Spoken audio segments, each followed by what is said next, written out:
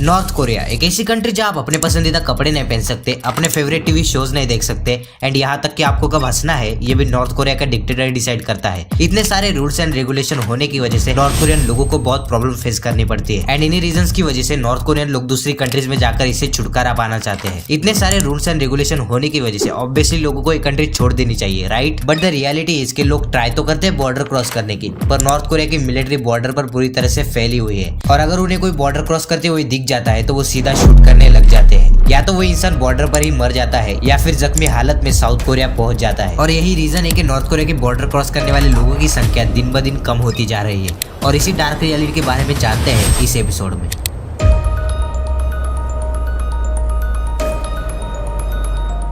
North Korea and south Korea 1000 साल तक एक ही किंगडम में आते थे, पर 1910 में जापान ने उन पर कब्जा कर लिया और कोरिया को फ्रीडम मिला 1945 में जापान के वर्ल्ड वॉर 2 में सरेंडर करने के बाद, जहां नॉर्थ कोरिया को यूएसएसआर का सपोर्ट मिल रहा था और वहीं पर साउथ कोरिया को अमेरिका सपोर्ट कर रहा था। और इसी अनसर्टेनिटी की वजह से कुछ सालों बाद नॉर्थ पार्ट और साउथ पार्ट सेपरेट हो गए, जहां नॉर्थ कोरिया के पास काफी सारे नेचुरल रिसोर्सेज थे साउथ कोरिया के मुकाबले। पर नॉर्थ कोरिया का रियल डाउनफॉल स्टार्ट होता है 1953 में, जब किम इल संग ने सत्ता अपने हाथ में ली।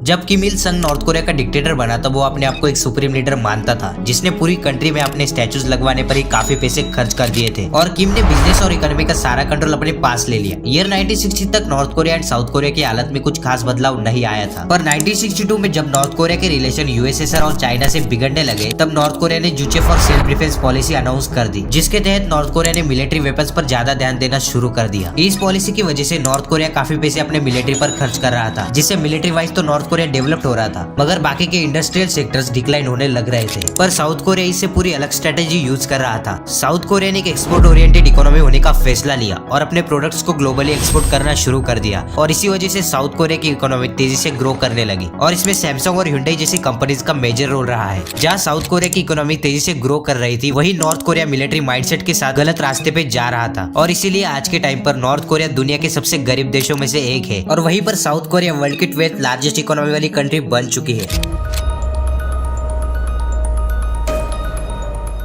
सिर्फ नॉर्थ कोरिया एक ऐसी कंट्री है जिसका बाहरी दुनिया से कोई भी कनेक्शन नहीं है, जहां इंटरनेट भी बैन है, जहां क्वांगयोंग नाम का एक इंटरनेट यूज किया जाता है जो वहां के गवर्नमेंट के अंडर आता है। नॉर्थ कोरिया में फॉरेन सॉन्ग्स, बुक्स और मूवीज भी बैन है और अगर कोई इनके साथ पकड़ा जाता है तो उसके पूरी फैमिली को पनिश किया जाता है। सो द क्वेश्चन इज कि नॉर्थ कोरिया के लोग ये देश छोड़कर चले क्यों नहीं जाते? क्योंकि नॉर्थ कोरिया के लोगों को देश छोड़कर जाना भी बैन है और आप तभी वहां से जा सकते हो जब वहां की गवर्नमेंट आपको परमिट दे दे, पर परमिट इतनी आसानी से नहीं मिल पाता।